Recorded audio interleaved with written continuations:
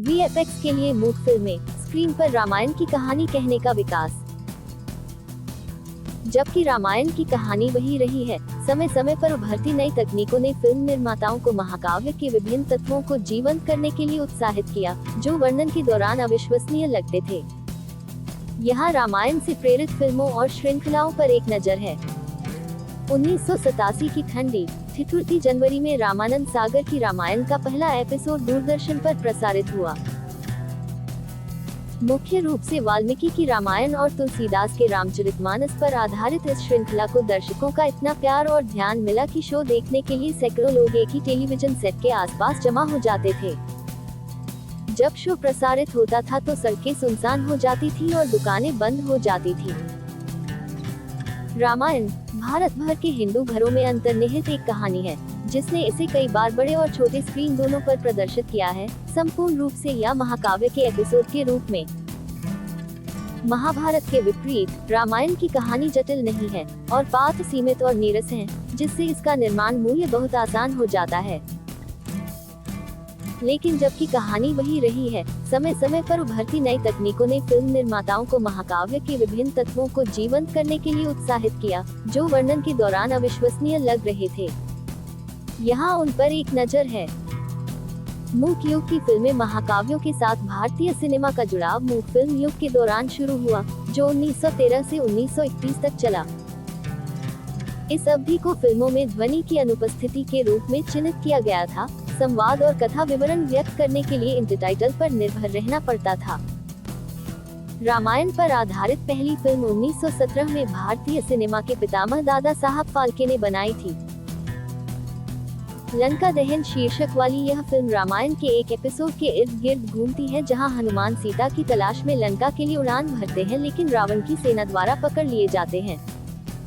उड़ने से पहले वह अपनी पूंछ से लंका में आग लगा देता है। और उस युग में भी फाल्के ने अपने पास मौजूद सीमित तकनीक के साथ प्रयोग किया और दर्शकों को आश्चर्यचकित करने के लिए ट्रिक फोटोग्राफी का इस्तेमाल किया। विष्णुप्रिया घोष ने अपनी पुस्तक Global Icons Apertures to the Popular में लिखा है कि फिल्म सफल रही, क्योंकि लोग सिनेमाघरों में आते थे और भक्तिभाव से सिनेमाघरों के बाहर अपने जूते उतार देते थे। दिलचस्प बात यह है कि फिल्म में राम और सीता की भूमिका एक ही अभिनेता अन्ना संके ने निभाई थी, क्योंकि उस समय महिलाओं को फिल्मों में अभिनय करने की अनुमति नहीं थी। चंद्रसेना 1931 एक और उल्लेखनीय मूक फिल्म थी जो रामायण पर आधारित थी। महान फिल्म निर्माता वी शांताराम द्वारा निर्देशित यह फिल्म इस बारे में थी कि कैसे रावण के पुत्र महिरावण की पत्नी चंद्रसेना भगवान राम और लक्ष्मण को पाताल लोक से बचाने में भगवान हनुमान की मदद करती है और इस प्रक्रिया में महिरावण की सेना को हराती है। आवाज और प्रभाव का पहला प्रयोग। वर्ष 1930 में भारतीय सिनेमा में टॉकीज के आगमन के साथ एक महत्वपूर्ण बदलाव आया, जिसने फिल्मों में ध्वनि और संवाद की शुरुआत की। इस तकनीकी छलांग ने फिल्म निर्माताओं को अधिक जटिल कथाओं का पता लगाने और रामायण के पात्रों को अधिक गहराई के साथ जीवन में लाने की अनुमति दी। बनाई गई पहली प्रमुख गैर मूक फिल्म राम राज्य 1943 थी, जिसका निर्देशन विजय भट्ट ने किया था, जिसमें प्रेम अदीब ने भगवान राम की भूमिका निभाई थी और शोभना समर्थ ने सीता की भूमिका निभाई थी। ये फिल्म उत्तरकांड पर आधारित थी और इसके युद्ध दृश्यों में विशेष प्रभावों का उपयोग करने के कारण यह एक बड़ी सफलता थी।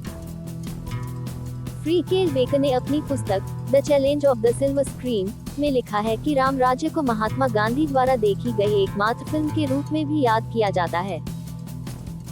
जैसे ही रंग प्रौद्योगिकी का उदय हुआ, भारतीय सिनेमा ने टेक्निकलर को अपनाया, जिससे रामायण जैसे महाकाव्यों की भव्यता में जीवंतता जुड़ गई।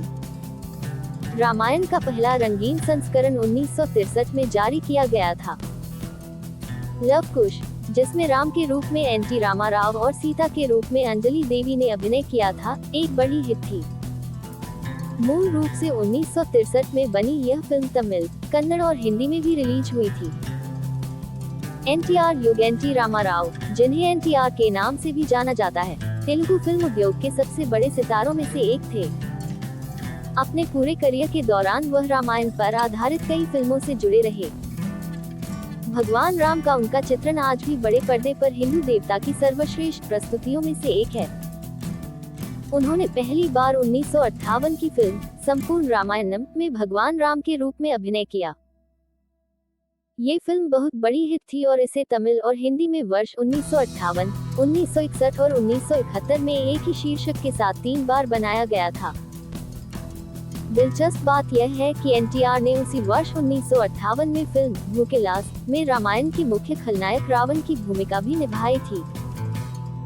दशकों बाद एनटीआर के बेटे नंदमुरी बालकृष्ण ने 2011 में लव कुश को श्री राम राज्यम के रूप में बनाया। बालकृष्ण ने खुद फिल्म में भगवान राम की भूमिका निभाई, जबकि नयनतारा ने सीता की भूमिका निभाई। भगवान राम द्वारा अपनी पत्नी को त्यागने की भावनात्मक दुविधा को स्क्रीन पर शानदार ढंग से पेश करने के लिए बालकृष्ण के देवता के चित्रण की प्रशंसा की गई। सीनियर एनटीआर के संस्करण के समान दृश्य प्रभावों और भक्ति भाव के सही मेल के लिए भी फिल्म की प्रशंसा की गई। हिंदी फिल्मों में रामायण सबसे शुरुआती हिंदी रूपांतरणों में से एक बाबूभाई मिस्त्री द्वारा निर्देशित संपूर्ण रामायण 1961 है, जो भगवान राम के जन्म से लेकर राक्षस राजा रावण पर उनकी जीत तक की पूरी गाथा बताता है। 1976 में पहलवान से अभिनेता बने दारा सिंह ने चंद्रकांत द्वारा निर्देशित और निर्मित बजरंगबली में भगवान हनुमान की भूमिका निभाई। रामानंद सागर की टेलीविजन श्रृंखला रामायण में भूमिका को अमर बनाने से पहले हनुमान के रूप में दारा सिंह की यह पहली उपस्थिति थी। भगवान राम के जुड़वा बेटों लव और कुश की कहानी को लव कुश 1997 में जीवंत किया गया, जिसमें सितारों से भरे कलाकार थे और बी मधुसूदन राव द्वारा निर्देशित थी।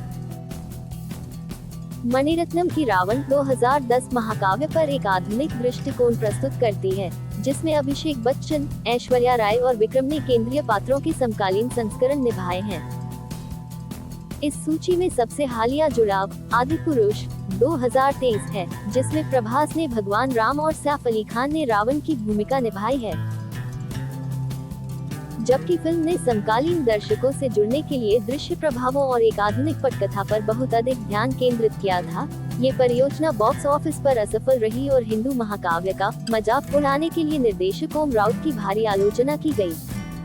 छोटे पर्दे पर रामायण टेलीविजन की बात करें तो रामानंद सागर द्वारा बनाई गई रामायण से बेहतर कोई उदाहरण नहीं है। फिल्मों में अपने करियर के बाद, जिसमें उतार चढ़ाव दोनों देखने को मिले, रामानंद सागर 80 के दशक के मध्य में टीवी की ओर चले गए। उन्होंने जो पहला शो बनाने का फैसला किया वह रामायण था, और यह अपने मूल प्रदर्शन के दौरान सबसे ज्यादा देखे जाने वाले टीवी शो में से एक बन गया। रामायण ने 55 विभिन्न देशों में प्रसारित होकर अंतर्राष्ट्रीय सफलता हासिल की और मीडिया द्वारा अच्छी तरह से प्रलेखित किया गया। श्रृंखला का वर्णन अशोक कुमार ने किया था, जिसमें अरुण गोविल ने भगवान राम का मुख्य किरदार निभाया था। श्रृंखला को कई बार टीवी पर पुनः प्रसारित किया गया, और जब इसे 2020 में कोविड प्रेरित लॉकडाउन के दौरान प्रसारित किया गया तो इसे नई लोकप्रियता मिली। 1987 श्रृंखला की सफलता के बाद कई अन्य रूपांतरण तैयार किए गए। इनमें 2002, 2008 और 2012 में प्रसारित रामायण श्रृंखला शामिल है। प्रत्येक प्राचीन कहानी को समकालीन उत्पादन मूल्यों और कहानी कहने की तकनीकों के साथ नए दर्शकों तक लाती है। रामायण पर आधारित अन्य उल्लेखनीय श्रृंखलाओं में रावण शामिल है, जो महाकाव्य के प्रतिपक्षी पर ध्यान केंद्रित करके एक अलग दृष्टिकोण प्रस्तुत करता है, और राम सिया के लव कुश, जो राम और सीता के जुड़वा बेटों के दृष्टिकोण से कहानी बताता है। इसके अतिरिक्त सिया के राम एक और रूपांतरण है, जिसे कथा के अनूठी दृष्टिकोण के लिए सराहा गया है। रामायण का प्रभाव इन प्रत्यक्ष रूपांतरणों से कहीं आगे तक फैला हुआ है। जय हनुमान 1997 और संकट मोचन महाबली हनुमान जैसी अन्य श्रृंखलाएं रामायण में एक केंद्रीय व्यक्ति भगवान हनुमान के जीवन और रोमांच पर प्रकाश डालती हैं। लव कुश श्रृंखला राम के पुत्रों पर ध्यान केंद्रित करते हुए महाकाव्य के बाद के हिस्सों का वर्णन करती है, जबकि दूरदर्शन पर विष्णु पुराण और विश्वामित्र अन्य पौराणिक कहानियों का पता लगाते हैं जो रामायण की बड़ी कथा से जुड़ी हैं। The list of television series inspired by the Ramayana also includes Bharat Ek Koj, Jai Jai Jai Bajrang Bali, The Legend of Hanuman, The New Adventures of Hanuman, and Ramalila Ajay Devgan के साथ, among others. Ramayan को दर्शक क्यों पसंद करते हैं? दर्शकों के बीच रामायण श्रृंखला और फिल्मों की स्थायी अपील का श्रेय सांस्कृतिक, भावनात्मक और मनोवैज्ञानिक कारकों के संगम को दिया जा सकता है। रामायण सिर्फ एक कहानी नहीं है, बल्कि एक सांस्कृतिक कसौटी है जो कई भारतीयों के साथ गहराई से जुड़ी हुई है। इसकी कथा भारतीय समाज के ताने बाने में बुनी गई है, नैतिक शिक्षा प्रदान करती है और अपने पात्रों के माध्यम से मानव व्यवहार के आदर्श रूपों को चित्रित करती है। इसके अलावा रामायण की वीरता, सदाचार और धर्म के विषय नैतिक मार्गदर्शन चाहने वाले दर्शकों के बीच गूंजते हैं। राम नायक को धार्मिकता के अवतार के रूप में देखा जाता है, जो व्यक्तियों के अनुकरण के लिए एक मॉडल के रूप में कार्य करता है। महाकाव्य बिना शर्त प्यार, भक्ति और परिवार के महत्व के साथ साथ अपने दुश्मनों का सम्मान करने और प्रलोभनों से सावधान रहने का पाठ भी सिखाता है। रामायण एक व्यापक अनुभव भी प्रदान करता है जो भाषाई और भौगोलिक सीमाओं से परे है। महाकाव्य के 300 से अधिक संस्करण कथा में अद्वितीय सांस्कृतिक रंग जोड़ते हैं। ये सांस्कृतिक ज्ञान की नींव के रूप में कार्य करता है, विशेषकर युवाओं में पहचान और गौरव की गहरी भावना को बढ़ावा देता है। एक सांस्कृतिक घटना के रूप में रामायण आधुनिक भारत में राजनीति, धर्म और कला को प्रभावित करती है और भारतीय संस्कृति के कई पहलुओं में अंतर्दृष्टि प्रदान करती है।